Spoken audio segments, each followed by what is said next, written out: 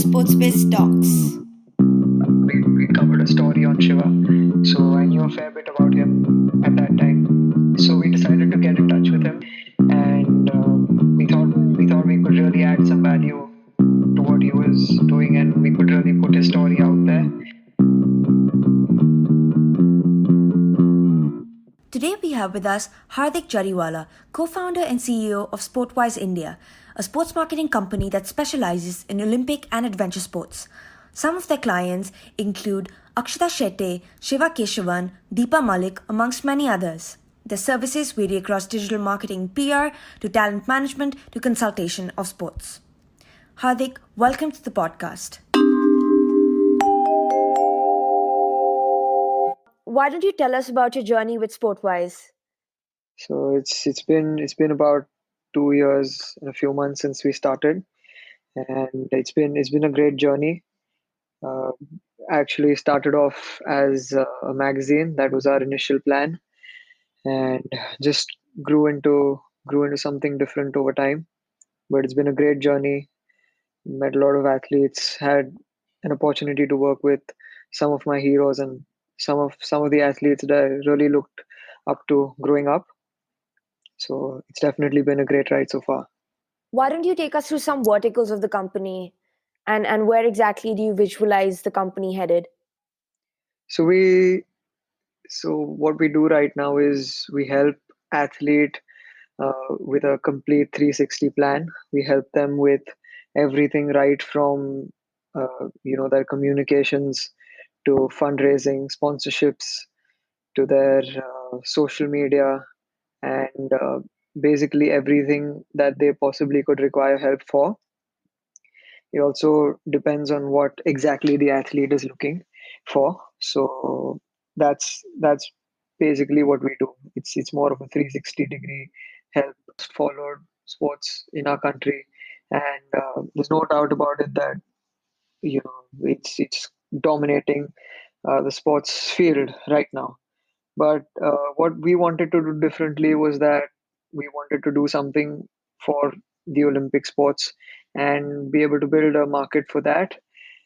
When we initially started off, we had a plan that we wanted to promote Olympic sports and adventure sports, which weren't as followed as cricket.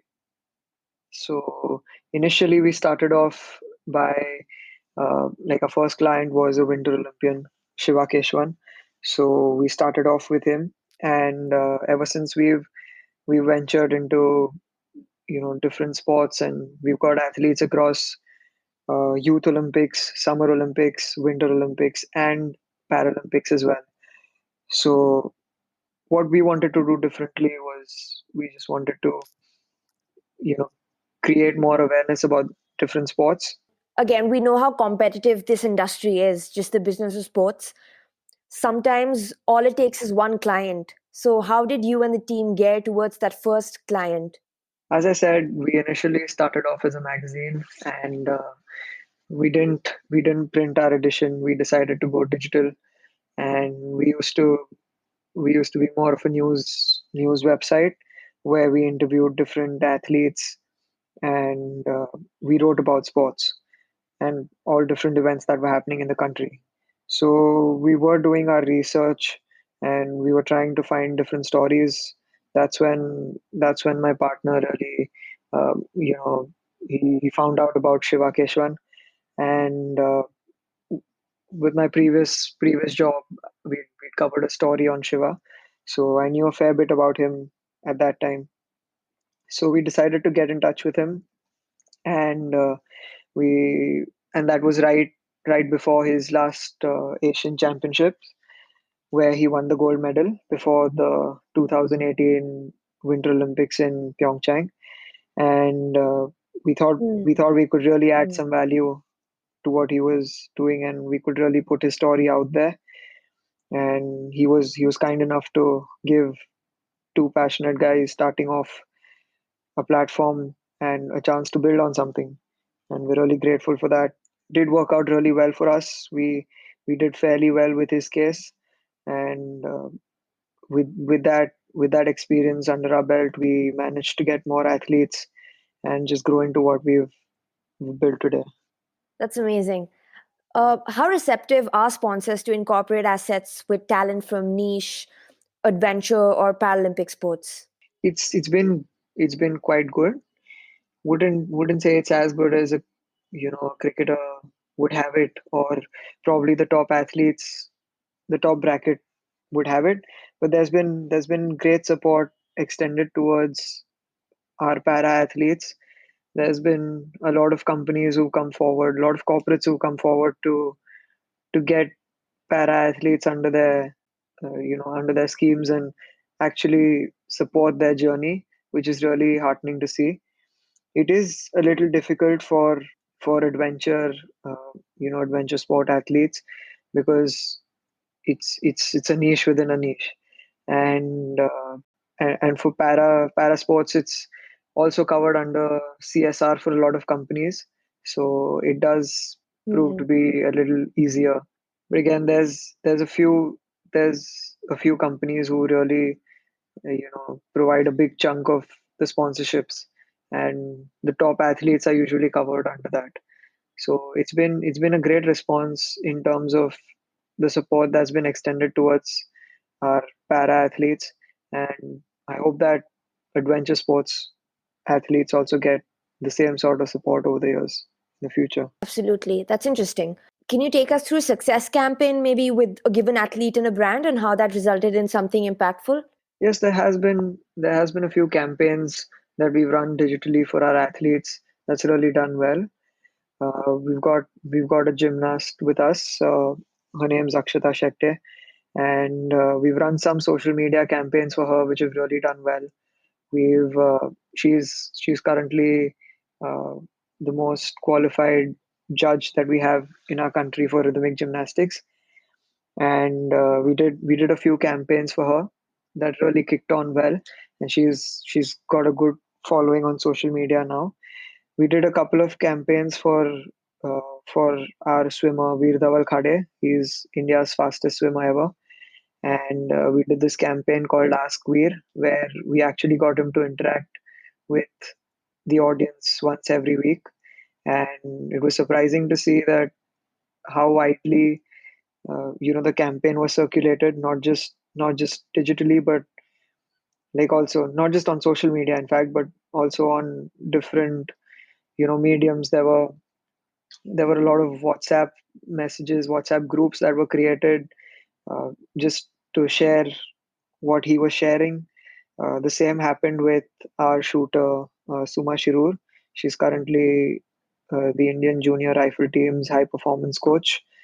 So we did that campaign with her as well, because not many people know what a high performance shooting coach does. And with India doing so well in shooting, it was really a very well received campaign that we did.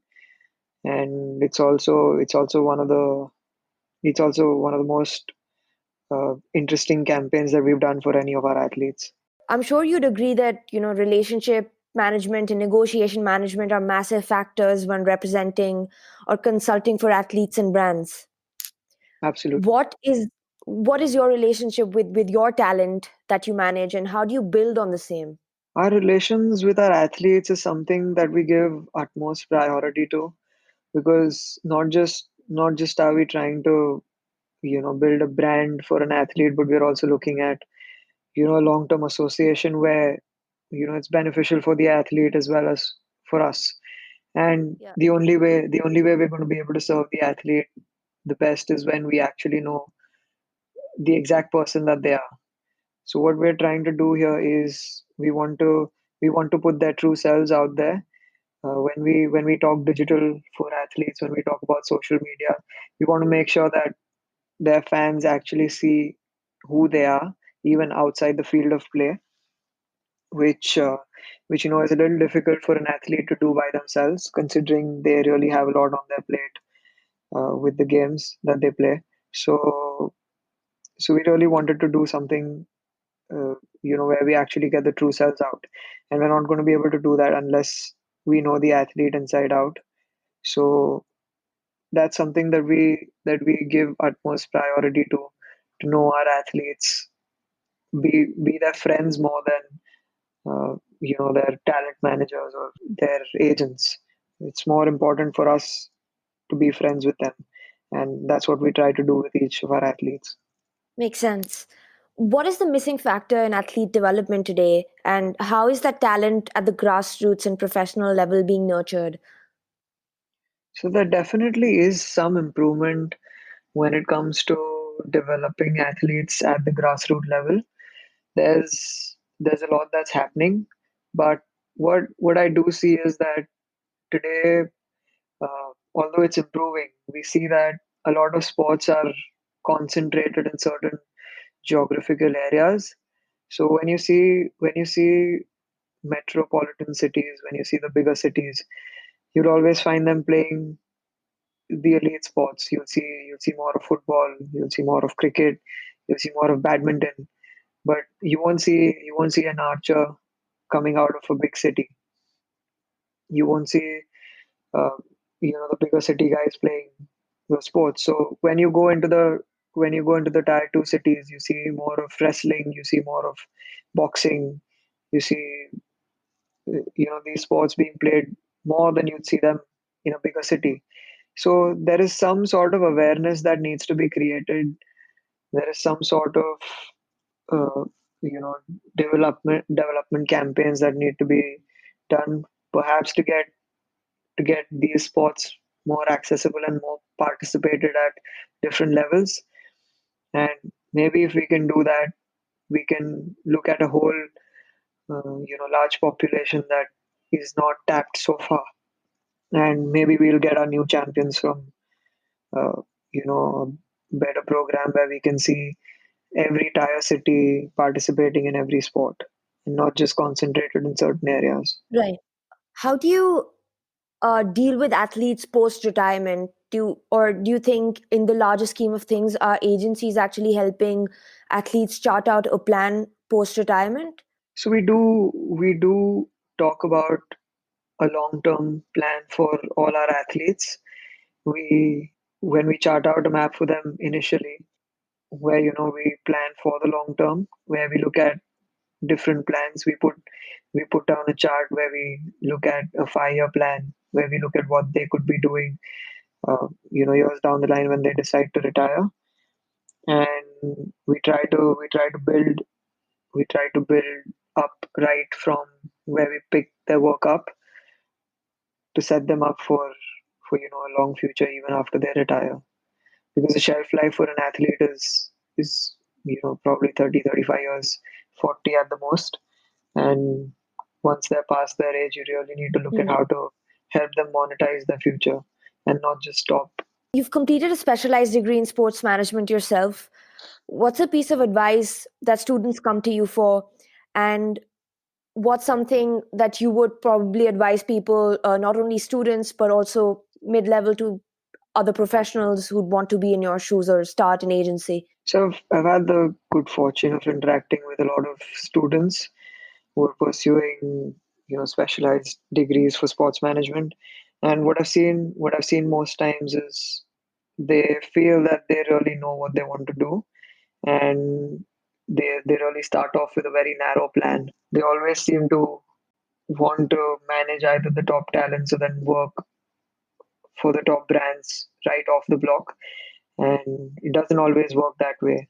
And the industry is such that you can really be working in various fields and be doing something that you never imagined when you started off. So my only advice to any aspirant would be to keep all options open, to be ready to learn at every step, and to welcome any opportunity. Use any opportunity that comes up as a stepping stone, and not just think about where they want to be maybe after 10 years right from the first year, and actually build up, learn different things, learn different aspects of the industry, different take up different roles, and then kind of decide once they have a fair amount of knowledge and a fair amount of experience under their belt, then decide what they want to really specialize in. I think that's brilliant advice. Just always think big, start small. Thank you everybody for tuning in. Please don't forget to subscribe to our podcast for more such insights on the business of sports in India.